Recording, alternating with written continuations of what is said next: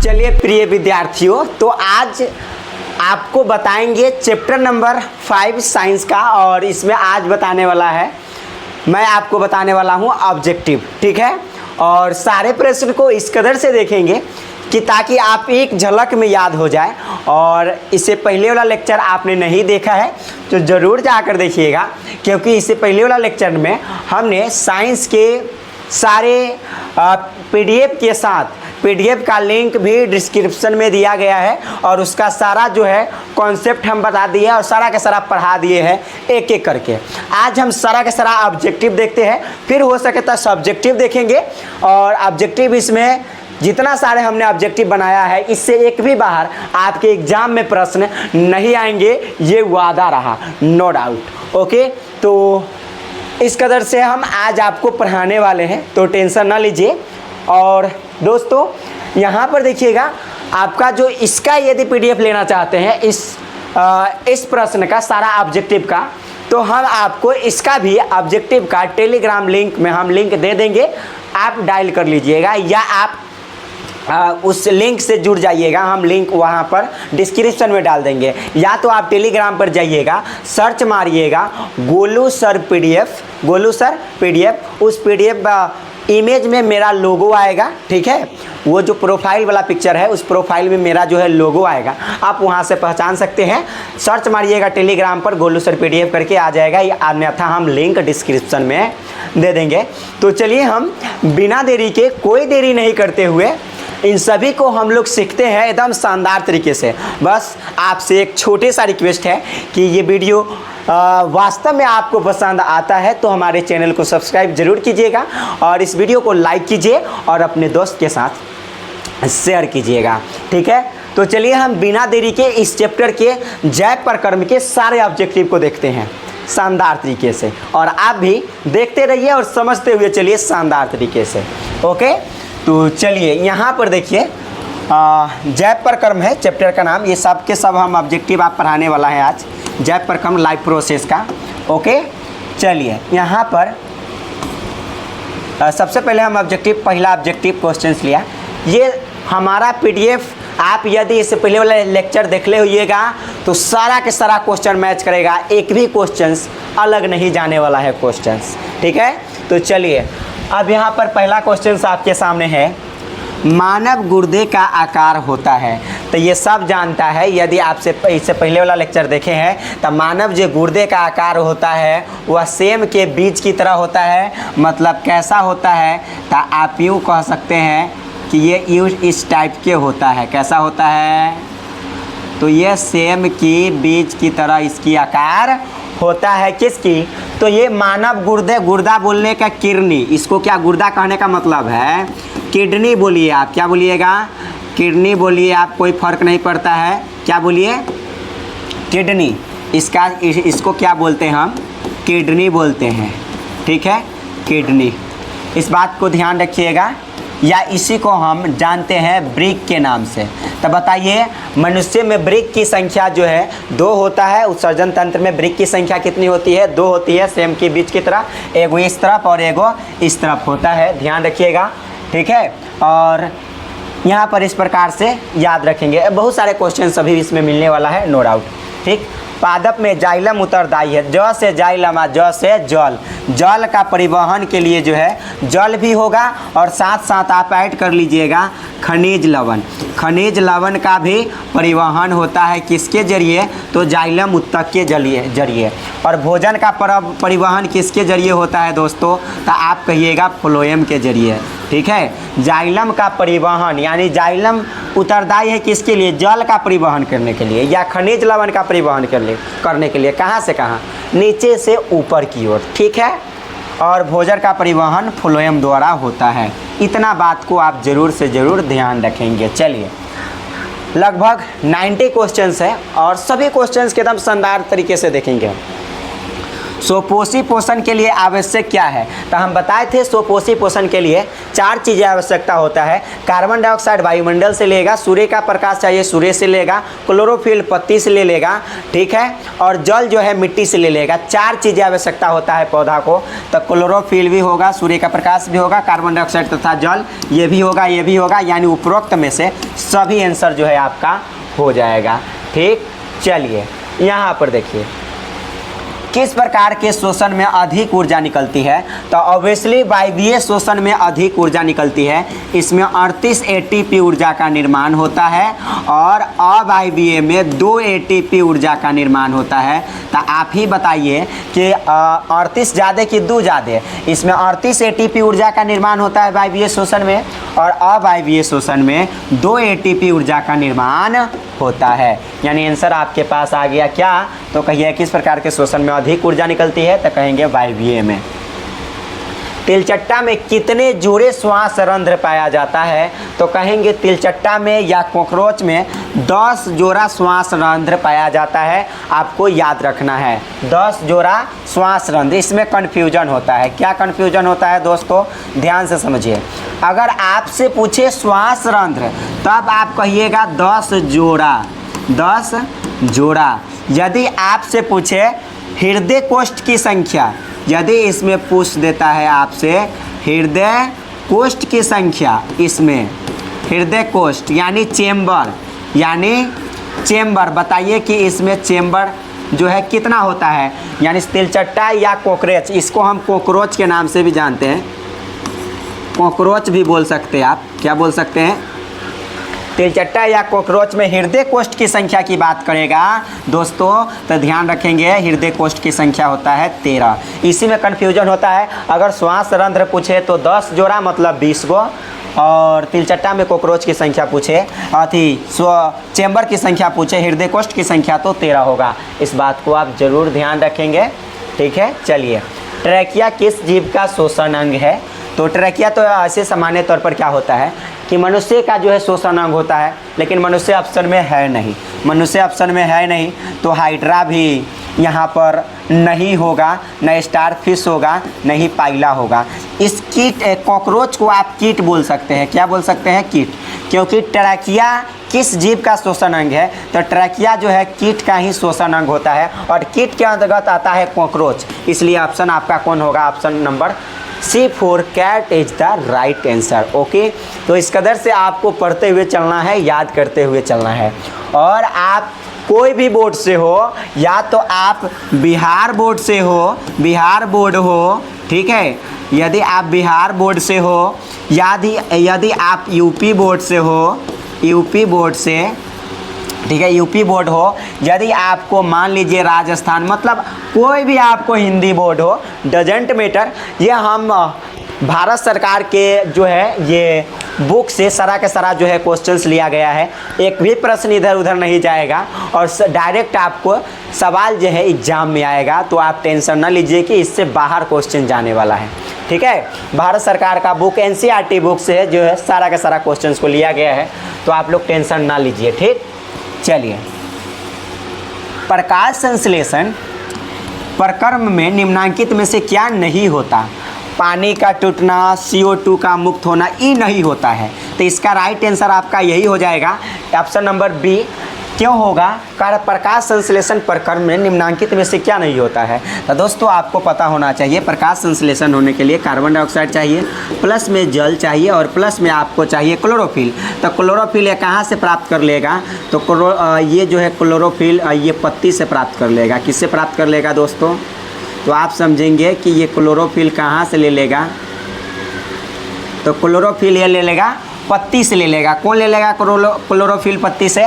तो आप कहेंगे ये पत्ती थोड़ा सा लंबा करके यहाँ बना सकते हैं, ठीक है। और सूर्य का प्रकाश ये कहाँ से ले लेगा? तो आपको पता है कि सूर्य का प्रकाश जो है ये सूर्य से ले लेगा। क्लोरोफिल पत्ती से ले लेगा सूर्य का प्रकाश सूर्य से, और बना देगा यहाँ पर C6H12 O6 ग्लूकोज बना देगा और प्लस में 6 भाग ऑक्सीजन को निकाल देगा। बात रहे ख़त्म। तो ये जो है क्या नहीं होता है, देखिए कहा प्रकाश संश्लेषण प्रक्रम में क्या नहीं होता, CO2 का मुक्त होना, मतलब CO2 देखिए तो निकल रहा है, नहीं ना निकल रहा है, तो यही तो नहीं हो रहा है। बाद बाकी सब हो, ऑक्सीजन मुक्त हो रहा है, ऑक्सीजन देख लीजिए बाहर निकल रहा है 2 भाग, ठीक है। CO2 का उपयोग हो रहा है, देखिए यहाँ उपयोग किया तब तक ग्लूकोज का निर्माण हुआ C6H12O6 का, ठीक, इतना हो गया। पानी का टूटना, ये पानी टूटा, देखिए H2O जल टूटा तब तो ये ग्लूकोज का निर्माण हो गया। तो ये सब काम हो रहा है, ये भी हो रहा है, ये भी हो रहा है, ये भी, लेकिन ये CO2 का मुक्त होना, देखिए CO2 बाहर नहीं निकल रहा है। यानी ऑप्शन नंबर आपका B for Baahubali is the right answer हो जाएगा, ठीक है। तो चलिए यहाँ पर आगे चलते हैं और अगले क्वेश्चन आपके सामने है।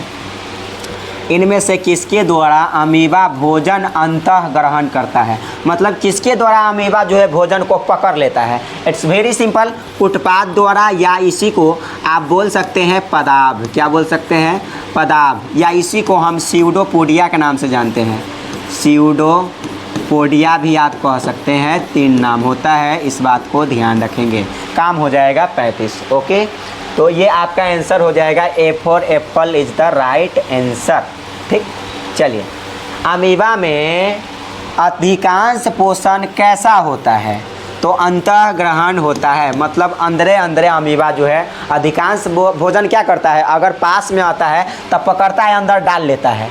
उत्पाद की सहायता से अमीबा भोजन को पकड़ता है, अंदर डाल लेता है। किसकी सहायता से भोजन को पकड़ता है, उत्पाद की सहायता से। तो अंदर डाल लिया तो अंतर ग्रहण न हुआ, मतलब अंदर डाल लिया मतलब अंतर ग्रहण होगा। चलिए अब चलते हैं आगे, देखते हुए चलिए और शानदार तरीके से आप समझते हुए चलिए।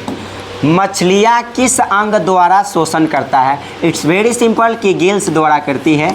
किसके द्वारा करती है दोस्त, यहाँ पर याद रखेंगे गिल्स द्वारा करती है, गिल्स, ठीक, गिल्स द्वारा मछलियाँ पोषण करती है। यानी ऑप्शन आपका कौन हो जाएगा, गिल्स हो जाएगा। अगर गिल्स नहीं रहेगा तो हिंदी में कभी कभी लिख देगा गलफड़ा, तो ये भी आप ध्यान रख सकते हैं। फेफड़ों से जो है मनुष्य फेफड़ों से जो है ये सांस लेता है, फेफड़ों से, ठीक है। ये आपका जो है श्वास नली है, ठीक है। ये ट्रैकिया जो है हम लोगों में उपास्थि का बना अपूर्ण वलय होता है।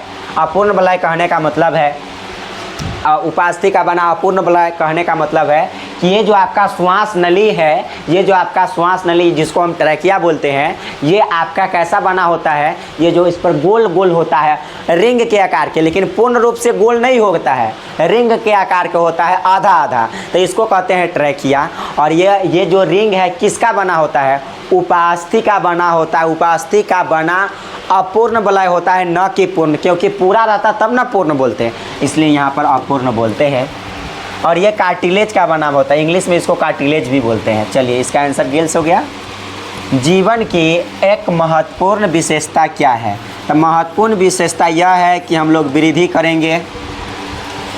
करेंगे, मान लीजिए कि जनन करेगा, मतलब रिप्रोडक्शन करेगा, ये भी आपका महत्वपूर्ण विशेषता है, ठीक है।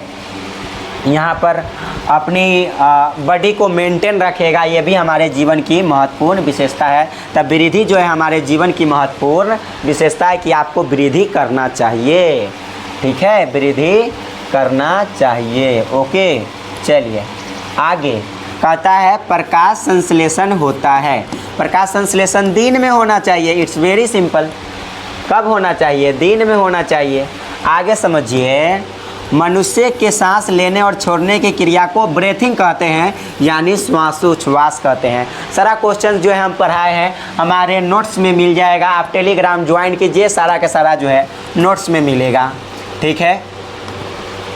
और आणविक ऑक्सीजन के उपलब्ध नहीं होने से, मान लीजिए कि आणविक ऑक्सीजन के उपलब्ध नहीं होने से पायरुवेट का परिवर्तन जंतुओं में किस यौगिक में हो जाता है, तो वह लैक्टिक अम्ल में हो जाता है। कहेंगे कैसे, इस बात को समझिए। देखिए पहली बात ग्लूकोज, क्या ध्यान से समझेंगे, ग्लूकोज जो है आपका, क्या ग्लूकोज ये टूटता है, ये टूटता है, कहाँ टूटता है, तो आप कहेंगे कोशिका द्रव में, साइटोप्लाज्मा में। कहाँ टूट जाता है, तो आप यहाँ पर याद रखेंगे कोशिका द्रव में, यानी कोशिका द्रव में जो है किस में टूटता है, ध्यान से समझेंगे दोस्तों। यहाँ पर पाइरूवेट का विखंडन सबसे पहले ग्लूकोज टूटता है किस में, कोशिका द्रव्य में। कोशिका द्रव में टूटता है ग्लूकोज ऑक्सीजन की अनुपस्थिति में, उपस्थित में नहीं, ऑक्सीजन की अनुपस्थिति में जो है कोशिका द्रव में ग्लूकोज टूट जाता है। ग्लूकोज टूटकर बनता है पाइरूवेट, क्या बोलते हैं, पाइरूवेट बनता है। ग्लूकोज टूटता है तो यहाँ पर क्या बनाता है, याद रखेंगे पाइरूवेट बनाता है। और पाइरूवेट 3 भागों में टूटता है। कितने भागों में टूटता है, यहाँ पर 3 भागों में। अगर ईस्ट में टूटेगा, ध्यान से समझेंगे, यदि ईस्ट में टूटेगा तो इसमें ऑक्सीजन अनुपस्थित रहेगा, मतलब उपस्थित नहीं रहेगा। अगर जंतु में टूटेगा, किस में टूटेगा, जंतु में, तो इसमें भी ऑक्सीजन उपस्थित नहीं रहेगा। ऑक्सीजन उपस्थित क्रॉस दिखा दिए, मतलब ऑक्सीजन अनुपस्थित नहीं रहेगा। यदि आपको माइटोकॉन्ड्रिया, ये तीनों को होबे करता है। यदि जंतु में यदि माइटोकॉन्ड्रिया कोशिका का एक भाग होता है माइटोकॉन्ड्रिया, माइटोकॉन्ड्रिया, ठीक है, यदि आपको माइटोकॉन्ड्रिया में ये टूटेगा तो इसमें ऑक्सीजन उपस्थित रहता है, O2 अणु उपस्थित रहता है। तो क्वेश्चन पूछता है कि आणविक ऑक्सीजन के उपलब्ध नहीं होने से पाइरूवेट का परिवर्तन जंतुओं में किस, ऑक्सीजन उपलब्ध नहीं होना है तो बताइए, इसमें ऑक्सीजन है, उपलब्ध नहीं है, जंतु में किस में परिवर्तन हो जाता है, तो आपको याद होना चाहिए जब ये परिवर्तन होता है, ग्लूकोज टूटता है जंतु में, तब बनाता है लैक्टिक अम्ल, और प्लस में यहाँ पर कार्बन डाइऑक्साइड, और प्लस में ऊर्जा का निर्माण करता है। बताइए कि जंतु में ऑक्सीजन की अनुपस्थिति में टूटता है तो क्या क्या बनाता है, तो याद रहे कि ये बनाता है लैक्टिक अम्ल, और प्लस में बनाता है, यहाँ पर तो लैक्टिक अम्ल है, और प्लस में बनाता है CO2, और प्लस में ऊर्जा का मुक्त करता है। बस इतना बात को आप ध्यान रखेंगे। और ऑक्सीजन अनुपस्थित किस किस में रहता है, और ऑक्सीजन अनुपस्थित किस में, तो कहेंगे ईस्ट में, ठीक है। हमारी मांसपेशियाँ में, हमारी मांसपेशी में अवायवीय शोषण होता है। कौन सी, अवायवीय शोषण। एक और आप लिख सकते हैं, कोशिका द्रव में भी अवायवीय शोषण होता है। ऑक्सीजन अनुपस्थित रहता है कोशिका द्रव में, किसमें, कोशिका द्रव में। जितना बता रहे हैं ना कि ऑक्सीजन उपलब्ध नहीं होता है तो अवायवीय शोषण होगा, मतलब अगर ऑक्सीजन उपलब्ध है तो वायवीय शोषण, ऑक्सीजन उपलब्ध नहीं है तो अवायवीय शोषण, ठीक। तो ये सब में अवायवीय शोषण होता है, यानी हमारी मांसपेशियाँ में भी कौन सी शोषण होती है, अवायवीय शोषण। यानी अब इसमें निर्माण क्या होता है, लैक्टिक अम्ल का निर्माण होता है जंतु में, ठीक है। और ईस्ट में कहेगा कि ईस्ट में किसका निर्माण होता है, तो इथाइल अल्कोहल, इथेनॉल का, लेकिन इसका आंसर राइट में क्या हो जाएगा, लैक्टिक अम्ल हो जाएगा। हम सारा के सारा नोट्स में पढ़ाए हैं, जाकर आप पढ़ सकते हैं। पौधे में गैसों का आदान प्रदान के लिए क्या रहता है, तो रंध्र रहता है। पत्ती के सतह पर जो छोटे छोटे छिद्र होते हैं उसको हम रंध्र कहते हैं। समझ में आया। यहाँ पर देखिए, एक कोशिकीय शैवाल में जल का परिवहन होता है। एक कोशिकीय अगर जल का परिवहन कहेगा तो आप याद रखें परासरण द्वारा। किसके द्वारा, परासरण। यदि आपसे पूछता है ऑक्सीजन का परिवहन तो आप कहेंगे विसरण द्वारा। बस इतना रखें ना, याद काम 35 हो जाएगा। तो बताइए जल का परिवहन किसके द्वारा होगा, परासरण द्वारा, डजेंट मैटर। अगर ऑक्सीजन पूछता तो विसरण होता, ठीक। चलिए आगे समझते हैं। पौधे में खाद्य पदार्थ का स्थानांतरण किस रूप में होता है, तो कहेंगे सुक्रोज के रूप में। किस रूप में, सुक्रोज के रूप में। पौधे में खाद्य पदार्थों का जो स्थानांतरण होता है वह सुक्रोज के रूप में होता है। ध्यान से समझेंगे किस रूप में होता है, सुक्रोज के रूप में। स्थानांतरण या परिवहन कहेगा तो सुक्रोज। अगर जामा वाला बात कह दिया तो कहेंगे स्टार्च के रूप में। किस रूप में, स्टार्च। जामा किस रूप में होता है पौधा में, भोजन, स्टार्च के रूप में। और क्या प्राप्त होता है, तो भोजन के रूप में क्या बनता है, तो कहेंगे C6H12O6 शर्करा बनता है, ठीक है, ग्लूकोज बनता है। भोजन क्या प्राप्त कर भोजन कैसे निर्माण होता है पौधा में, प्रकाश संश्लेषण के जरिए क्या बनाता है, इतना बनाता है। अगर जामा पूछे तो स्टार्च, और परिवहन या स्थानांतरण पूछे तो सुक्रोज। चलिए आप चलते हैं यहाँ पर आगे, चलते हुए चलिए। पौधे में किस क्रिया द्वारा बाहरी वातावरण से ऑक्सीजन कोशिकाओं को पहुँचता है। ऑक्सीजन अभी बताए हैं कि ऑक्सीजन किस प्रक्रिया द्वारा था? विसरण प्रक्रिया द्वारा।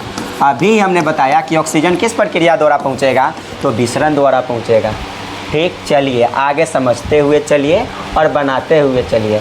चालनी नलिकाएं पाई जाती है, तो इट्स वेरी सिंपल कि चालनी नलिकाएं जो है भोजन को परिवहन करने वाला जो ऊतक है पौधा में, उसमें पाया जाएगा, क्योंकि चालनी नलिका द्वारा भोजन का ही परिवहन होता है। तो बताइए भोजन का परिवहन पौधे में कौन करता है? ये करता है, फ्लोएम ऊतक करता है। इट्स वेरी सिंपल, तो आंसर हो जाएगा फ्लोएम। आगे चलिए, आगे चलते हुए चलिए। आरबीसी की जीवन अवधि कितने दिनों का होता है? 120 दिनों का। यदि आपसे पूछता है डब्ल्यूबीसी का, तो आप कह सकते हैं 12 से 20 दिन, 12 से 20 दिन, कितना दिन? 12 से 20 दिन, या तो आप बोल सकते हैं 13 से 20 दिन। दोनों में से कोई भी ऑप्शन आ सकता है, दोनों ही सही होगा। डब्ल्यूबीसी की जीवन अवधि इतना ही दिन होता है, और आरबीसी ये हो गया आपका। ठीक है, चलिए आगे चलते हैं, आगे चलिए। निम्नलिखित में कौन सा संवहन ऊतक है? संवहन मतलब कि खनिज लवण हो गया, चाहे भोजन हो गया, जैसे ग्लूकोज का परिवहन, ये सब संवहन करने का मतलब है कि खनिज लवण, जल और भोजन का परिवहन पौधे में किस ऊतक द्वारा होता है? तो कहेंगे ये फ्लोएम द्वारा भी होता है, जाइलम द्वारा भी होता है। जाइलम द्वारा जल का परिवहन, फ्लोएम द्वारा भोजन का संवहन या परिवहन, यानी ऑप्शन कौन हो जाएगा? D for Devasena is the right answer. Okay, तो ये आपका जो है आंसर हो गया दोस्तों। अब यहाँ पर आगे समझते हुए चलिए, आगे सामने क्वेश्चन से आपका शानदार तरीके से देखते हुए चलिए। प्रोटोजोआ उत्सर्जी पदार्थ का निष्कासन कैसे करता है? प्रोटोजोआ के अंतर्गत आता है दोस्तों अमीबा। क्या आता है? अमीबा आता है, पैरामीशियम आता है, क्या आता है दोस्तों? ध्यान से समझेंगे, पैरामीशियम आता है। अमीबा पैरामीशियम किसके अंतर्गत आता है? प्रोटोजोआ के अंतर्गत आता है। और अमीबा और पैरामीशियम में जो पदार्थों का निष्कासन मतलब किस प्रक्रिया द्वारा निकलता है? तो आप कहेंगे विसरण द्वारा निकलता है। इट्स वेरी सिंपल कि कहेगा क्वेश्चन आएगा कि अमीबा में जो है भोजन जो है किस प्रक्रिया द्वारा बाहर निकलता है, तो कहेंगे विसरण द्वारा जो है निष्कासित कर देता है। ठीक है, तो यहाँ पर इस बात को ध्यान रखेंगे। अगले क्वेश्चन आपके सामने हैं, फ्लोएम ऊतक द्वारा कार्बोहाइड्रेट का परिवहन कहाँ होता है? कार्बोहाइड्रेट का परिवहन फ्लोएम ऊतक द्वारा जो है फ्लोएम ऊतक द्वारा कार्बोहाइड्रेट का परिवहन होता है। कार्बोहाइड्रेट का परिवहन क्या? ग्लूकोज के रूप में, फ्रुक्टोज के रूप में, लैक्टोज के रूप में, या सुक्रोज के रूप में। अभी हमने बताया कि परिवहन या स्थानांतरण की बात कहेगा तो किस रूप में होगा? तो कहेंगे सुक्रोज के रूप में। किस रूप में? परिवहन या स्थानांतरण किस रूप में होता है? सुक्रोज के रूप में। ठीक, चलिए जमा वाला कहेगा बात तब जो है स्टार्च के रूप में। निम्न में से सबसे तेज हृदय का धड़कन किसका होता है? चूहा का। सबसे तेज हृदय धड़कन किसका होगा? चूहा का। चलिए आगे समझते हैं, मनुष्य के ट्रैकिया में क्या पाया जाता है? तो मनुष्य के ट्रैकिया बोले तो श्वास नली। ट्रैकिया बोले तो क्या होता है दोस्तों? श्वास नली। तो श्वास नली के ऊपर ये जो आपका जो है, ये जो होता है ना श्वास नली, मनुष्य का जो श्वास नली, इसके ऊपर से इस प्रकार से बना ये दोनों तरफ से ऐसे जो है रिंग जो है, यह अपूर्ण वलय होता है बना हुआ। कैसा वलय होता है? कहेंगे अपूर्ण वलय। ये आगे मान लीजिए कि ये हो गया आपका, तो इस पर जो है ऐसे बना रहता है, ऐसे ऐसे ऐसे अपूर्ण रूप से वलय बना रहता है, रिंग बना रहता है। तो कहेंगे उपास्थि के बने अपूर्ण वलय, यानी ऑप्शन हो जाएगा बी। अपूर्ण मतलब पूर्ण रूप से बना नहीं होता है, अपूर्ण रूप से मतलब आधा ही हाफ सर्कल होता है, हाफ सर्कल, हाफ वृत्त, इसलिए इसको बोलते हैं अपूर्ण वलय। चलिए आगे समझते हुए चलिए, और यहाँ पर देखिए मानव मूत्र यूरिया की प्रतिशत मात्रा क्या होती है? मानव मूत्र में यूरिया कितने % होता है? तो याद रखें दोस्तों 2% होता है, और यूरिया का सूत्र होता है NH2CONH2। ठीक, ये यूरिया का सूत्र होता है। किसका सूत्र होता है? याद रखें यूरिया का सूत्र NH2CONH2 होता है। आगे चलिए यहाँ पर देखिए ज़रा ध्यान से, क्वेश्चन आपके सामने है। निम्नांकित में कौन ट्रिप्सिन एंजाइम का कार्य है? ट्रिप्सिन एंजाइम का कार्य कौन करता है? ट्रिप्सिन, देखिए ध्यान से समझेंगे। प्रोटीन का ये प्रोटीन का पाचन कौन करता है? इसका पाचन कौन करता है? इसका काम 35 हो जाएगा। कार्बोहाइड्रेट का पाचन सबसे पहले यहाँ पर देखिए, अगर वसा के पाचन की बात होगा तो वसा ट्रिप्सिन वाला, ट्रिप्सिन तो ये एंजाइम ट्रिप्सिन, ये ट्रिप्सिन ये है, हो जाएगा यहाँ पर ट्रिप्सिन। बताइए ट्रिप्सिन क्या करता है? ट्रिप्सिन प्रोटीन का पाचन करता है। और कार्बोहाइड्रेट ये क्या है? कार्बोहाइड्रेट किसका पाचन करता है? तो एमाइलेज एंजाइम का, एमाइलेज एंजाइम का, ठीक, एमाइलेज एंजाइम का। और वसा का पाचन करता है लाइपेज। ये अपने अथी में क्या कहते हैं, लिख लेंगे अपने कॉपी में। अगर एग्जाम में कन्फ्यूजन करने के लिए आया तो याद रखेंगे वसा का पाचन लाइपेज करता है। कार्बोहाइड्रेट सबसे बड़ा है इसलिए एमाइलेज सबसे बड़ा है।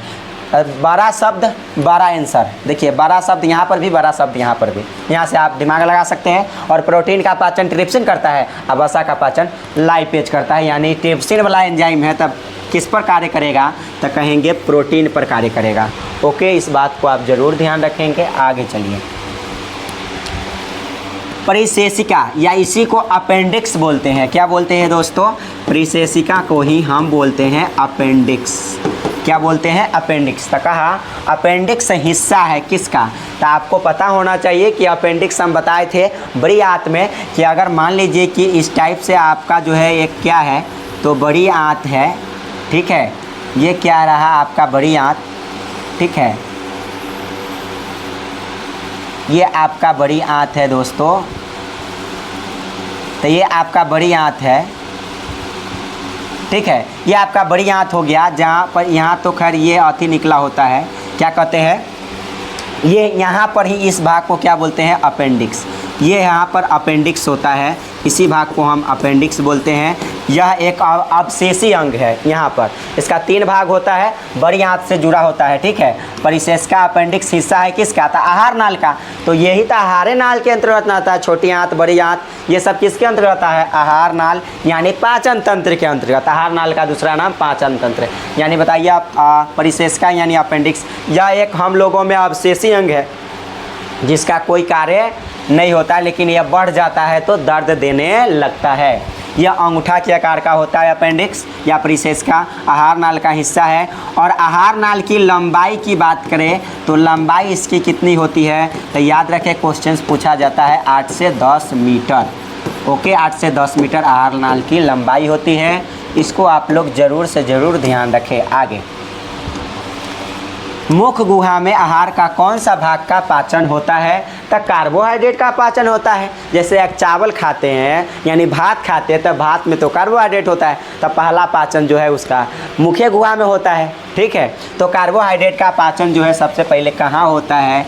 तो मुख गुहा में होता है। आंसर आपका क्या हो जाएगा दोस्तों? कार्बोहाइड्रेट हो जाएगा, डजंट मैटर। ओके, चलिए आगे चलते हैं। ऑक्सीजन का वाहक, ऑक्सीजन का वाहक कौन है? नहीं बल्कि कौन है दोस्तों? बताइए ऑक्सीजन का वाहक कौन है? तो कहेंगे RBC। ऑक्सीजन का वाहक मतलब ऑक्सीजन का परिवहन कौन करता है? तो आप याद रखेंगे ये करता है RBC, रेड ब्लड सेल्स, ठीक है। इसकी जीवन अवधि 120 दिन होता है। तो ऑक्सीजन का वाहक कौन होता है? RBC, रेड ब्लड सेल्स मतलब लाल रक्त कोशिकाएं, ठीक। चलिए आगे चलते हैं। सजीव जीवधारियों द्वारा किस प्रकार की नाइट्रोजनी पदार्थ का उत्सर्जन होता है? तो सजीव जीवधारियों द्वारा किस प्रकार का नाइट्रोजनी, सजीव जो हम लोग हैं, जीवधारियों द्वारा किस प्रकार के नाइट्रोजनी पदार्थ का उत्सर्जन होता है? तो आपको पता है कि अमोनिया भी निकलता है, NH3। हम बताए थे हम लोगों में उत्सर्जी पदार्थ क्या होता है? यूरिक अम्ल भी होता है, यूरिया भी होता है। मतलब हम 3 को बताए थे, ये तीनों ऑप्शन जो है आपका मिल गया। तो बताइए सजीव जीवधारियों में किस प्रकार के नाइट्रोजनी पदार्थ का उत्सर्जन होता रहता है, मतलब बाहर निकलता रहता है? तो कहेंगे ये जो है अमोनिया, पेशाब के जरिए यूरिया निकल जाता है, यूरिक अम्ल अमोनिया, ये जो पेशाब के जरिए जो है आपका निकल जाता है। यानी आंसर जो हो जाएगा इनमें से सभी। चलिए आगे समझते हैं। क्वेश्चंस कहा आपके सामने कि अवायवीय शोषण कोशिका के किस भाग में होता है? तो कोशिका के अवायवीय, यहाँ पर देखिए कहा कि अवायवीय शोषण कोशिका के किस भाग में होता है, तो कोशिका द्रव में होता है। इसमें अवायवीय, आइए बोले माइटोकॉन्ड्रिया में तो कहेंगे वायवीय। याद रखें, क्वेश्चन पूछता है कि बताइए वायवीय कहने का मतलब ऑक्सीजन की उपस्थिति में, माइटोकॉन्ड्रिया में ऑक्सीजन की उपस्थिति में होगा वायवीय होगा। कोशिका द्रव में जो है अवायवीय शोषण होता है। कोशिका द्रव में, कोशिका के भाग एक होता है कोशिका द्रव, इसमें कौन सा शोषण होती है, तो कहेंगे अवायवीय। इस बात को आप ज़रूर से ज़रूर ध्यान रखेंगे। चलिए आगे समझते हैं। आगे देखिए यहाँ पर अगला क्वेश्चन आपके सामने है। अगला क्वेश्चन आपके सामने है, घोंघा किस समुदाय के प्राणी है, तो घोंघा जो है मोलस्का समुदाय का प्राणी है। It's very simple.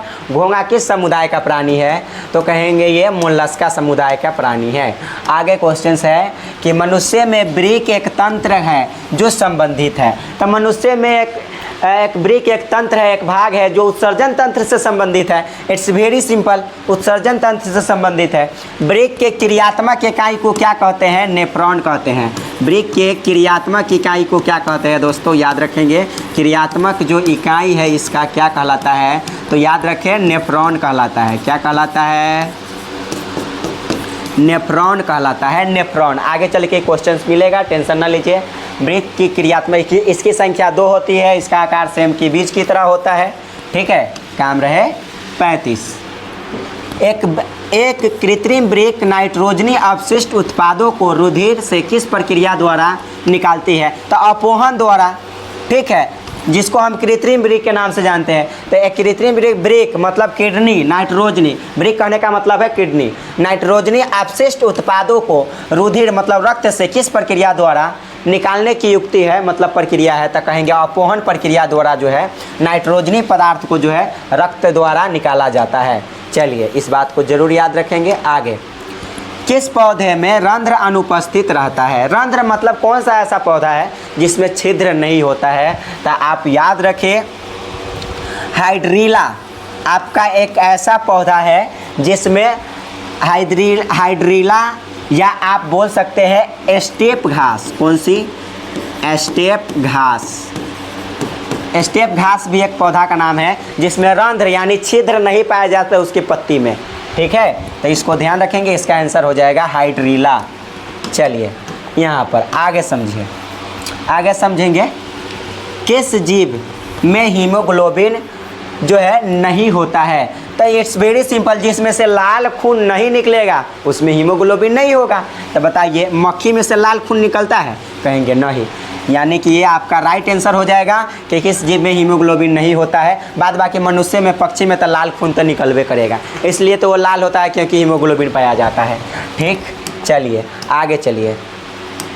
प्रसिद्ध पुस्तक द माइक्रोग्राफिया, माइक्रोग्राफिया किसके द्वारा लिखा गया है, तो पता है कि रॉबर्ट हुक ने जो है माइक्रोस्कोप की सहायता से जो है कोशिका के, मृत कोशिका का खोज किया था। आप क्लास 9th में पढ़ ले होइएगा कि मृत कोशिका का खोज किया था रॉबर्ट हुक ने, और अपनी बुक एगो लिखा था, कौन, द माइक्रोग्राफिया।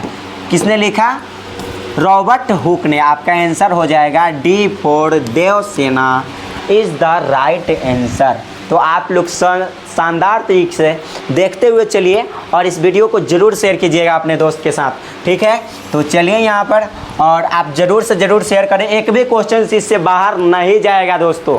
ठीक है, तो पौधे और कोशिकाओं का वैज्ञानिक अध्ययन, कोशिका का अध्ययन कह दिया ना दोस्तों। देखिए कोशिकाओं का वैज्ञानिक अध्ययन ये होता है साइटोलॉजी। क्या होता है दोस्तों, याद रखें, साइटोलॉजी कहते हैं। आप ज़्यादा बेटर हो कि इसका नाम आप इंग्लिश में याद रखें, क्या होगा, साइटोलॉजी। क्या होगा, साइटोलॉजी।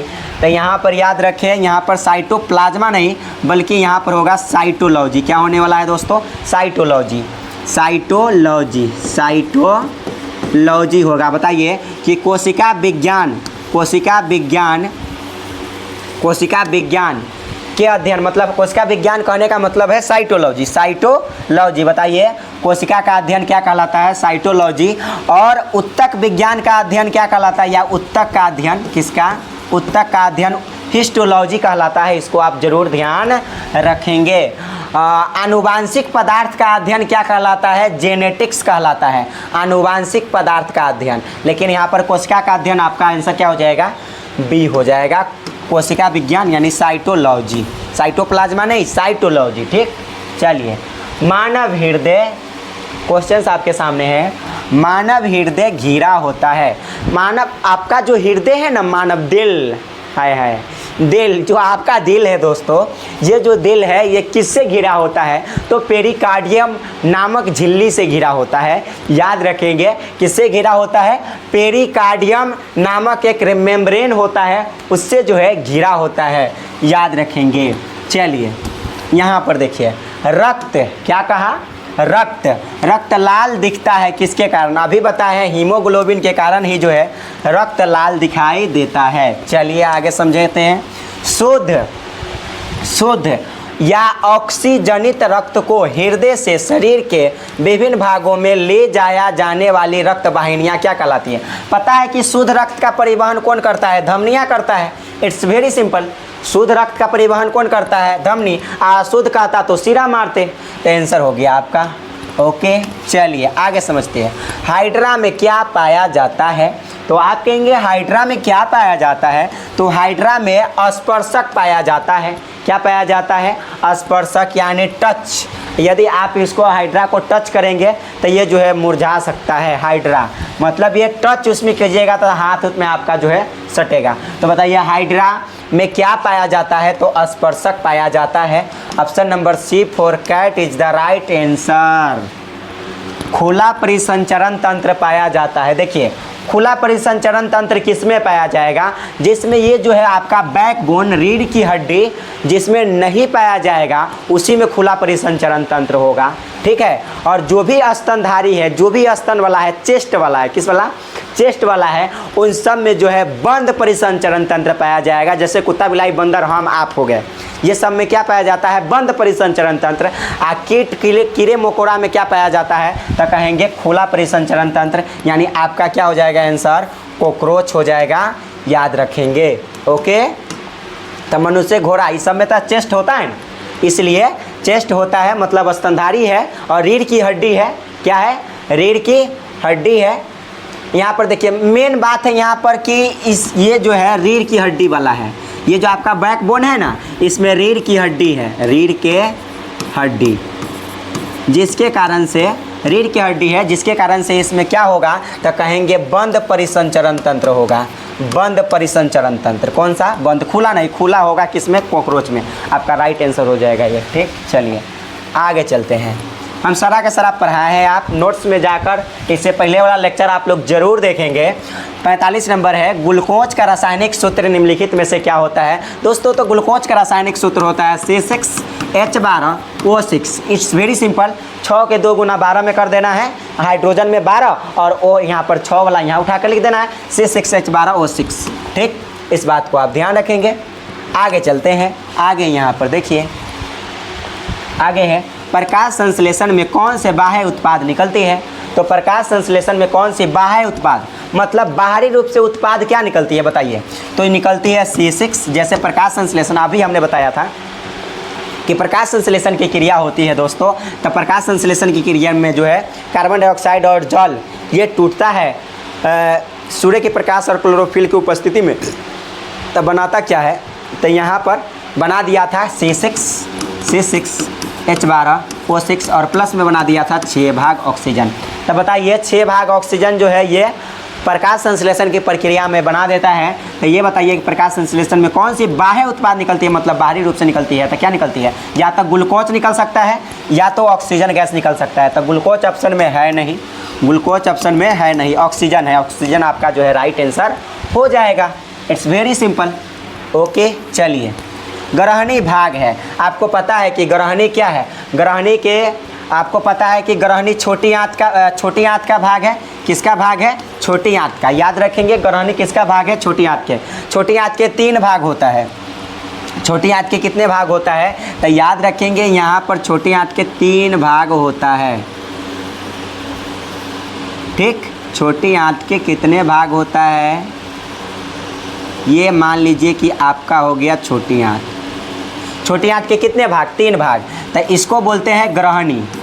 इसको क्या बोलते हैं? इसको जो बोलते हैं हम ग्रहणी बोलते हैं, याद रखेंगे इसको ग्रहणी ऊपर वाला।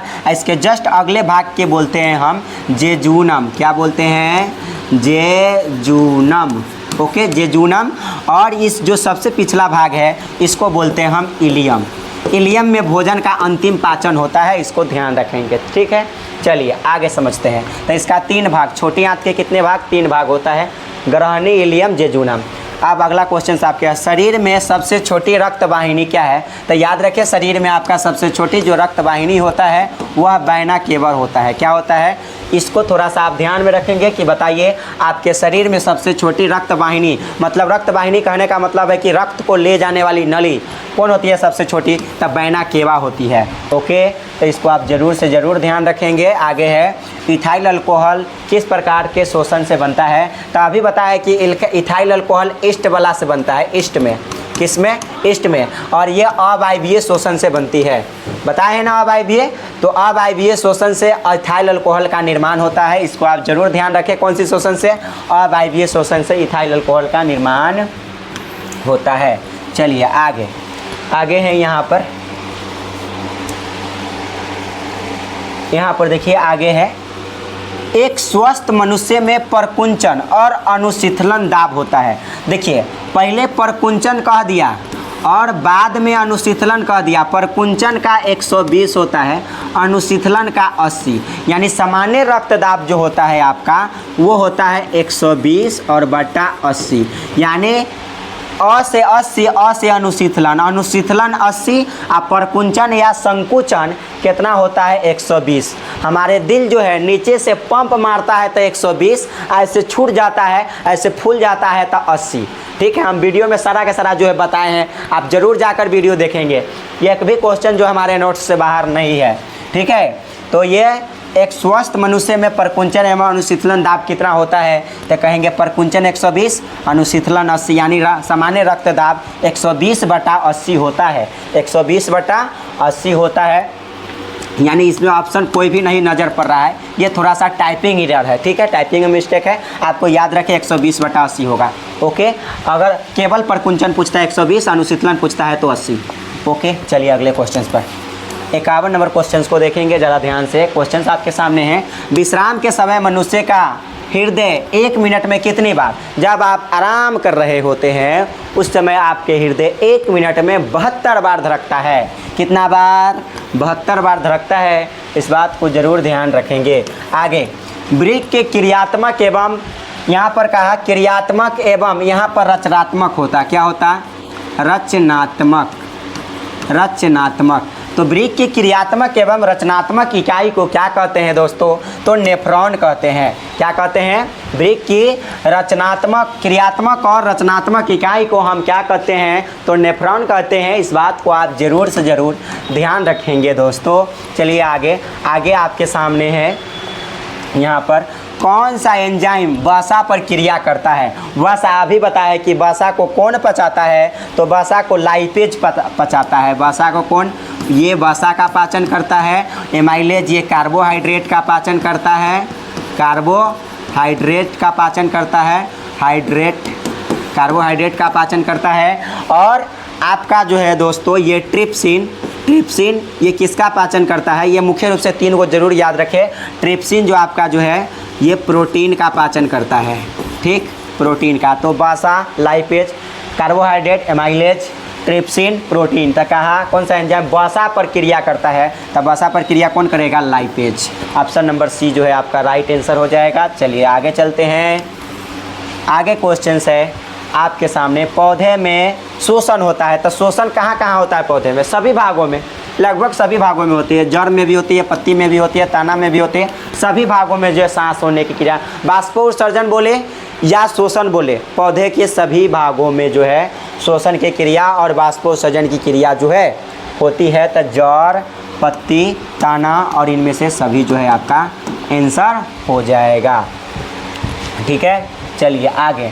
ग्लाइकोलिसिस, ग्लाइकोलाइसिस की प्रक्रिया किस में होती है? तो याद रखिए ग्लाइकोलाइसिस की प्रक्रिया कोशिका द्रव में होती है। किस में होती है? कोशिका द्रव में होती है। It's very simple. ओके, भोजन का अंतिम या मुख्य रूप से अवशोषण होता है किस में? तो भोजन का अंतिम, छोटी आंत का सबसे अंतिम भाग जो है, ग्रहणी का सबसे लास्ट वाला भाग, पिछला भाग इलियम, इसमें भोजन का अंतिम पाचन होता है। बताइए भोजन का अंतिम पाचन किस में होता है? इलियम में होता है। ये छोटी आंत का भाग है। प्रकाश संश्लेषण में ऑक्सीजन का मूल स्रोत क्या है? तब प्रकाश संश्लेषण में जो ऑक्सीजन का मूल स्रोत कहाँ से आता है? ऑक्सीजन कहेंगे जल से आता है। किससे आता है दोस्तों? जल यानी वाटर, पानी से आता है। इस बात को जरूर से ज़रूर आप लोग ध्यान रखें। मैग्नीशियम पाया जाता है, तो मैग्नीशियम कहाँ पाया जाता है दोस्तों? तो क्लोरोफिल में जो है मैग्नीशियम पाया जाता है। मैग्नीशियम कहाँ पाया जाता है? क्लोरोफिल में। यानी जो आपका जो पर्णहरित होता है, हरित ये क्लोरोफिल, जिसको हम पर्णहरित का नाम से जानते हैं, इसमें क्या पाया जाता है? तो मैग्नीशियम पाया जाता है। जरूर इसको ध्यान रखें। आगे चलिए, आगे क्वेश्चन है, पौधे में भोजन किस रूप में? अभी बताए हैं कि जामा वाला बात कह देगा तो स्टार्च, स्थानांतरण या परिवहन वाला बात कह देगा तो सुक्रोज। यानी आंसर हो गया आपके पास सी, स्टार्च। स्टोमेटा के खुलने और बंद होने की क्रिया को क्या कहते हैं? तो बताइए, हम बताए थे कि स्टोमेटा कहने का मतलब है रंध्र, ये खुलेगा और बंद होगा, इस प्रक्रिया को द्वार कोशिका कहते हैं। बताइए स्टोमेटा और बंद होने की क्रिया को नियंत्रित कौन करता है? तो कहेंगे द्वार कोशिकाएं जो है आपका नियंत्रित करता है। ये पत्ती का भाग है। किसका? स्टोमेटा बोले तो रंध्र बोले तो रंध्र छिद्र, पत्ती की सतह पर जो छोटे छोटे छिद्र होते हैं उसी को स्टोमेटा या रंध्र कहते हैं। बाष्पोत्सर्जन की क्रिया किसके द्वारा होता है? क्वेश्चन है, बाष्पोत्सर्जन की क्रिया किसके द्वारा होता है पौधा में? पत्ती के स्टोमेटा में भी होता है, तना के मौजूद दरार में भी होता है। ए और बी दोनों होगा। यानी आपका राइट आंसर क्या हो जाएगा? Option number C is the right answer. Okay, चलिए, सब में होगा बाष्पोत्सर्जन की क्रिया। शोषण के अंतिम उत्पाद, जब आप सांस लेते हैं तो बताइए, हम बताए थे शोषण क्या होता है। और शोषण एक ऐसी जैविक प्रक्रिया है जिसमें ऑक्सीजन गैस को छोड़ दिया जाता है, मतलब ऑक्सीजन गैस हम लोग लेते हैं, और कार्बन डाइऑक्साइड बाहर छोड़ देते हैं शोषण के क्रम में, यही ना करते हैं। तो बताइए अंतिम रूप से उत्पाद क्या निकलता है? तो शोषण जब हम गैस छोड़ते हैं यहाँ पर, तो कार्बन डाइऑक्साइड तो बाहर निकलता ही निकलता है, और साथ साथ यहाँ पर कुछ भाग जो है यहाँ पर पानी भी निकलता है और ऊर्जा तो निकलवे करता है। जैसे हमारे पास ये जो ऊर्जा है, हम में ऊर्जा नहीं रहता तो आपको सुनाई नहीं देता। यानी कार्बन डाइऑक्साइड, जल और ऊर्जा का जो है ये शोषण की क्रिया में अंतिम उत्पाद होता है। वही कहा, शोषण के अंतिम उत्पाद कौन है? तो कहेंगे ये कार्बन डाइऑक्साइड भी होगा, जल भी होगा और यहाँ पर ऊर्जा भी होगा। CO2 कहने का मतलब कार्बन डाइऑक्साइड, H2O कहने का मतलब जल। कौन सी बीमारी श्वसन तंत्र से संबंधित है?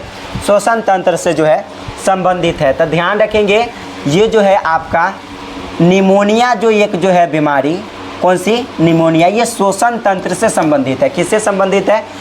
मधुमेह की बात कर ले तो ये जो है ये चीनी रोग होता है। मधुमेह इंसुलिन की कमी से होता है। किसके कारण होती है? इंसुलिन नामक हार्मोन की कमी से होती है। इंसुलिन नामक हार्मोन की कमी से कौन सी रोग होती है? तो मधुमेह होती है। इस बात को ज़रा ध्यान रखना है।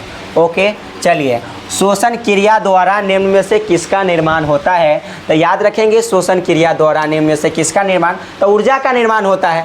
बताइए, आप सांस लेते हैं तब तो ऊर्जा का निर्माण होगा। तो यही कह रहा है, शोषण क्रिया से किसका निर्माण होता है? तो कहेंगे ऊर्जा का निर्माण होता है। अमीबा अपना भोजन पकड़ता है, पहले ही बता दिए हैं, ये कुटपाथ से पकड़ता है या स्यूडोपोडिया से पकड़ता है अपना भोजन।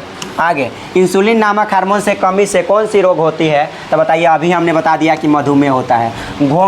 घेंगा या ग्वाइटर या गलकंड, ये आयोडीन की कमी से होगा। किसकी कमी से? आयोडीन की कमी से ये रोग होता है। इसको ध्यान रखेंगे, ठीक है? आयोडीन की कमी से ये रोग होता है। आगे, बाष्पोत्सर्जन कैसी प्रक्रिया है? बाष्पोत्सर्जन कैसी प्रक्रिया है? तो ध्यान रखेंगे, बाष्पोत्सर्जन ये भौतिक प्रक्रिया है, क्योंकि बाष्प उत्सर्जन होता है तब वायवीय भागों से होता है, न कि अंदर होता है। बाष्पोत्सर्जन वायवीय भागों से होता है, यानी पत्ती से, तना से, टहनी से, इन सब से जो है होता है। तो आप कहेंगे, बताइए कि बाष्पोत्सर्जन जो पौधा में जो है कौन सी प्रक्रिया है? तो कहेंगे भौतिक प्रक्रिया है। आगे चलते हैं, आगे चलिए। दांत की सबसे ऊपरी परत क्या होती है? इनामेल। क्या होती है? याद रखेंगे, दांत की सबसे ऊपरी परत इनामेल होती है। एक वयस्क मनुष्य में 32 दांत होते हैं। इस बात को जरूर आप ध्यान रखेंगे। और दांत का पीएच मान, आपका जो है दंतमंजन प्रायः कैसा होता है? क्षारीय होता है। इस बात को ध्यान रखेंगे। दंतमंजन जो है आपका क्षारीय होता है, यानी दंतमंजन आपका क्षारीय होता है, इसको ज़रूर याद रखेंगे। क्षारीय का, जैसे आप नींबू के दंतमंजन से मुंह धोते हैं तो वो क्षारीय लगता है, कड़वा टाइप में, तो ये क्षारीय होता है दंतमंजन। और आपका जो है दांत का पीएच मान 5.5 से कम होने लगता है तो सड़ने लगता है, इस बात को भी आप ध्यान रखेंगे। और दांत 4 प्रकार के होता है। दांत कितने प्रकार का होता है? 4 प्रकार का होता है। इंसीजर, याद रखेंगे, ट्रिक है ICPM, incisor, canine, premolar, molar. Trick है 8, 4 और 8, 4, 8, 12। ठीक है, मतलब इंसीजर की संख्या 8, कैनाइन की संख्या 4, प्रीमोलर की संख्या 8, मोलर की संख्या 12। 4 प्रकार के दांत होते हैं, इंसीजर, कैनाइन, प्रीमोलर, मोलर। ठीक है, इस बात को ज़रूर आप ध्यान रखेंगे। आप हमारे नोट्स को जाकर ज़रूर पढ़ें, इस पर पहले वाला वीडियो को ज़रूर देखें, सारा के सारा जो है डाउट क्लियर हो जाएगा। मानव आहार नाल, अगला क्वेश्चन, मानव आहार नाल का, मानव आहार नाल का सबसे लंबा भाग, ये जो आपका पाचन तंत्र मुख गुहा से लेकर मल द्वार तक फैला हुआ है आहार नाल, इसका सबसे लंबा भाग क्या होता है? छोटी आंत होता है। सबसे लंबा भाग छोटी आंत, जिसकी लंबाई 6 से 8 मीटर तक हो सकती है, 6 से 8 मीटर तक हो सकती है। और आहार नाल की लंबाई कितना होती है? 8 से लेकर 10 मीटर, 8 से 10 मीटर, ये सामान्य अमूमन तौर पर, इसको जरूर ध्यान रखें, क्वेश्चन पूछता है। तो बताइए आहार नाल का सबसे लंबा भाग कौन होगा? छोटी आंत। और सबसे चौड़ा भाग पूछे ना, अगर चौड़ा की बात कर ले, चौड़ा का, तो ये होगा अमाशय। क्या होगा? ये ऑप्शन में है ही, ये सबसे चौड़ा भाग है। सबसे क्या है? चौड़ा भाग। बताइए सबसे चौड़ा भाग कौन है? अमाशय है। आहार नाल का सबसे चौड़ा भाग अमाशय है, और सबसे लंबा जो है छोटी आंत होता है, इस बात को जरूर ध्यान रखें। लार में निम्न में से कौन सी एंजाइम पाया जाता है? तो लार में निम्न में कौन सा एंजाइम पाया जाएगा? मैं आप लार में कर रहा है, लार किसे? मुख गुहा में होता है लार। इट्स वेरी सिंपल, लार कहने का मतलब है लेर, मुख गुहा में होता है। तब बताइए, कह रहा है कि लार में निम्न में से कौन सा एंजाइम पाया जाता है? आप भात खाते हैं या रोटी खाते हैं, तब कार्बोहाइड्रेट का प्रथम पाचन कहाँ होता है? मुख में। और कार्बोहाइड्रेट को कौन पचा देता है? एमाइलेज। इसलिए यहाँ पर लार में जो है निम्न में से कौन से एंजाइम पाया जाएगा? तो कहेंगे एमाइलेज। एमाइलेज ऑप्शन में नहीं है तो टाइलिन बोलेंगे। एमाइलेज का ही, टाइलिन का ही दूसरा नाम है एमाइलेज। क्या होता है? एमाइलेज। इस बात को ज़रूर से ज़रूर आप लोग ध्यान रखेंगे। ठीक है, चलिए आगे समझते हैं। और यहाँ पर देखिए, ईस्ट किस वर्ग का एक कोशिकीय जीव है? ईस्ट। तो ईस्ट जो है कवक के अंतर्गत, फफूंद, मशरूम, मोल्ड, ये सब किसके अंतर्गत आता है? कवक के अंतर्गत आता है। यानी आपका आंसर क्या हो जाने वाला है? तो कवक हो जाने वाला है। It's very simple. ओके, चलिए यहाँ पर आगे चलेंगे। रक्षी कोशिकाएं, रक्षी कोशिकाएं के आप द्वार कोशिकाएं भी बोल सकते हैं। किन में पाया जाता है? तब पत्तियों में पाया जाता है। इट्स वेरी सिंपल कि रक्षी कोशिकाएं कहाँ पाया जाता है? तो आप कहेंगे पत्तियों में पाया जाता है। आगे चलिए।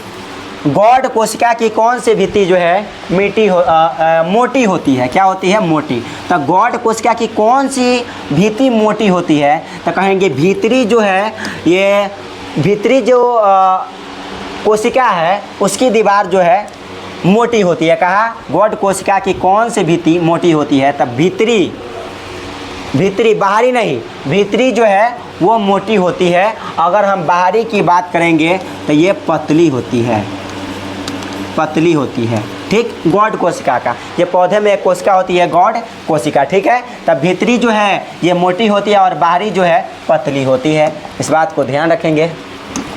चलिए आगे। पौधे में प्रकाश संश्लेषण का स्थान है। तो बताइए पौधे में प्रकाश संश्लेषण का स्थान कहाँ होता है? तो क्लोरोप्लास्ट में। क्लोरोप्लास्ट, यदि हम मान लीजिए कि एक पत्ती की इस प्रकार से यदि हम ड्रॉ करते हैं और यहाँ पर हम बनाते हैं, यहाँ पर जो है ऐसे जो है इस प्रकार के होता है क्लोरोप्लास्ट। क्या होता है? इसको हम क्लोरोप्लास्ट बोलते हैं। और क्लोरोप्लास्ट को हिंदी में हम हरित लवक के नाम से जानते हैं। किस नाम से जानते हैं? हरित लवक। हरित लवक ये बोले तब, या जो है हम क्लोरोप्लास्ट बोले या हरित लवक, कोई फर्क नहीं पड़ता है। तो पौधे में प्रकाश संश्लेषण का स्थान कहाँ होता है? तो मुख्य रूप से पत्ती में तो होता है स्थान, लेकिन पत्ती के कौन सा भाग में? तो कहेंगे हरित लवक में। हरित लवक ये ऐसा होता है। ठीक है, हरित लवक में गोलाकार जो भाग दिखाई दे रहा है ऐसा होता है हरित लवक। और इसमें जो है मुख्य रूप से जो है ये क्या होता है, तो प्रकाश संश्लेषण होता है। तो क्लोरोप्लास्ट या तो हरित लवक, ध्यान रखेंगे। ओके, चलिए, प्रकाश संश्लेषण द्वारा प्राप्ति होती है। तो प्रकाश संश्लेषण द्वारा किसकी प्राप्ति होती है, तो कहेंगे प्रकाश संश्लेषण में क्या बनता है, वसा बनता है ना, प्रोटीन बनता है नहीं, प्रकाश भी नहीं बनता, ग्लूकोज बनता है। अभी बताया है, ग्लूकोज और ऑक्सीजन का जो है निर्माण होता है। ऑक्सीजन जो है गैस के रूप में जो है बाहर निकल जाता है प्रकाश संश्लेषण की क्रिया में, और ग्लूकोज बनता है। बताइए किसका निर्माण होता है, प्राप्ति होती है ग्लूकोज का। मानव हृदय में कितने कोष्ठ होती है, याद रखें, मानव जो आपका जो दिल है, आपका जो दिल है दोस्तों, उस दिल में 4 जो है हृदय कोष्ठ की संख्या होती है। आप में चाहे कोई भी स्तनधारी होगा, उसमें जो है कोई भी स्तनधारी होगा वो में 4 गो होगा। जैसे कुत्ता, बिलाई, मनुष्य, कुत्ता, बिलाई, बंदर, ये सब में जो है 4 ही होगा। ठीक है, 4 होगा हृदय कोष्ठ की संख्या। अगर हम बात कर ले पक्षी में भी, तब पक्षी में भी 4 होगा। लेकिन आप यदि बात कीजिएगा मेढक और यदि बात कीजिएगा सांप, यानी कि ये क्या है, एक उभयचर है। दोस्तों ध्यान से समझेंगे, ये आपका क्या हो गया, उभयचर हो गया। ठीक, उभयचर कहने का मतलब कि ये पानी में भी रह सकता है, स्थल में, ज़मीन पर भी रह सकता है। तब मेढक और सांप में जो है कितने जो है कोष्ठ की संख्या चेंबर होती है, तो 3 होती है। श्वास रंध्र नहीं, बल्कि चेंबर, कोष्ठ की संख्या कितने, 3। तो मेढक और सांप में 3। यदि आपसे कह दे मछली में बताइए, मछली में, तब मछली में याद रखेंगे 2। यदि आपसे पूछ दे तिलचट्टा या कॉकरोच में, तो इसमें कहेंगे 13। तिलचट्टा या कॉकरोच में 13। बस इतना याद रखेंगे, काम 35 हो जाने वाला है आपका। चलिए आगे चलते हैं। क्लोरोफिल वर्णक का रंग कैसा होता है, तो कौन नहीं जानता है कि क्लोरोफिल का वर्णक का रंग जो है हरा होता है। पत्ती हरा क्यों होता है, क्लोरोफिल के कारण, तो हरे न होगा। It's very simple. आगे चलिए, आगे आपके पास है कोशिका झिल्ली किस प्रकार की झिल्ली है। कोशिका झिल्ली, ये जो आपको कोशिका झिल्ली जो होता है वो किस प्रकार का झिल्ली होता है, तो याद रखेंगे यह अर्धपारगम्य झिल्ली है। अर्धपारगम्य झिल्ली इसलिए बोलते हैं क्योंकि ये जो हमारे शरीर में जो पदार्थ आने वाला है उसको आने देता है, और जो हमारे शरीर में जो आवश्यक पदार्थ नहीं है उसको शरीर से बाहर निकल देता है। इसलिए इसको हम अर्धपारगम्य झिल्ली के नाम से जानते हैं। तो इस बात को आप ज़रूर ध्यान रखेंगे। ओके, चलिए आगे समझते हुए चलते हैं। देखिए यहाँ पर 79 क्वेश्चंस आपके सामने हैं।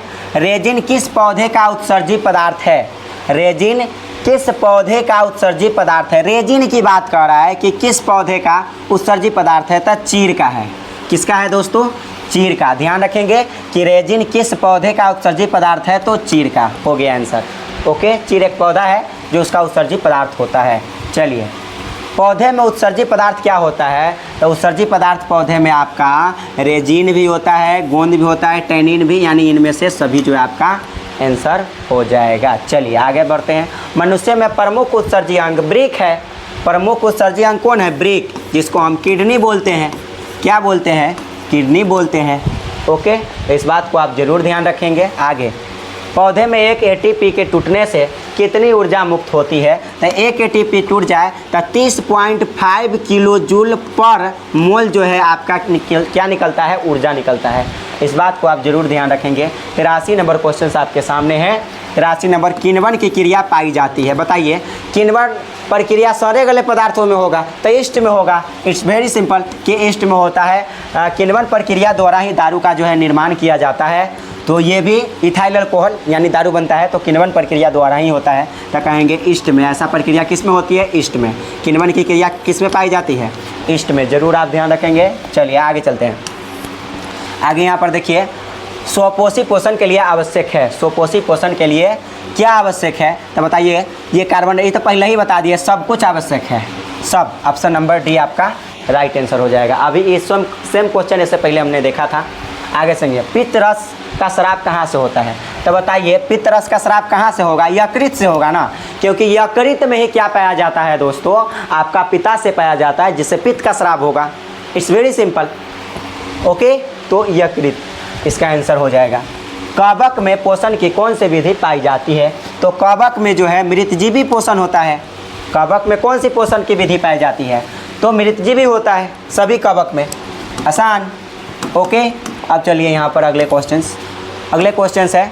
रक्त या रुधिर चाप किसके द्वारा नियंत्रित होती है? याद रखें, रक्त या उसी को क्या बोलते हैं, रुधिर चाप किसके द्वारा नियंत्रित होती है? तो याद रखें, एड्रीनल ग्रंथि द्वारा जो है नियंत्रण किया जाता है। कौन सी ग्रंथि? एड्रीनल ग्रंथि द्वारा नियंत्रित किया जाता है। रक्त का कौन सा भाग रक्त स्राव को रोकने में मदद करता है? तो हम बताए थे दोस्तों कि प्लेटलेट्स जो है रक्त को रोकने में मदद करता है, थक्का बन जाता है। तो ठीक है, आगे चलिए। 89 क्वेश्चन है आपके सामने। कौन सा जीवाणु जनित रोग नहीं है? तो ये आपका मस्सा जो है जीवाणु जनित रोग नहीं है। मस्सा हो गया, मस्सा। लेकिन जीवाणु जनित रोग कौन कौन होगा? गोनोरिया होगा, सिफिलिस होगा, ठीक है, आपका जो है एड्स होगा, क्या होगा? एड्स होगा, आपका जो है टीबी होगा, टीबी क्या होगा दोस्तों? टीबी। ये सब जीवाणु जनित रोग है, मतलब ये बैक्टीरिया से ये फैलता है। ठीक है, आपका जीवाणु जनित रोग नहीं है तो कहेंगे मस्सा नहीं है, यानी आपका राइट आंसर क्या हो जाएगा दोस्तों? मस्सा हो जाएगा। चलिए आगे चलते हैं, आगे चलिए आपके क्वेश्चंस। लेटेक्स सामान्यतः कहाँ पाया जाता है? लेटेक्स मतलब कहने का मतलब है गोंद। पौधे में जो यह लेटेक्स जो है आपका गोंद, रेजिन, टैनिन, ये सब के सब जो है आपका उत्सर्जी पदार्थ होता है पौधे में। जैसे में लस्सा निकलता है ना पेड़ पौधे में से, लस्सा, जैसे आम के पेड़ में जाइएगा, बबूल पीपल के पेड़ में, तक काट दीजिएगा तो उनमें से लस्सा निकलेगा, उसी को लेटेक्स बोलते हैं। तो कहा यहाँ पर कि लेटेक्स सामान्यतः कहाँ पाया जाता है? पीपल में भी पाया जाएगा, पीला कनेर में, मतलब लगभग पौधे में जो है लेटेक्स पाया जाता है। आंसर आपका क्या हो जाएगा? सभी। क्या हो जाएगा? सभी। इसमें जो है ऑप्शन गलती दिया है, सुधार लेंगे, सभी होगा आंसर।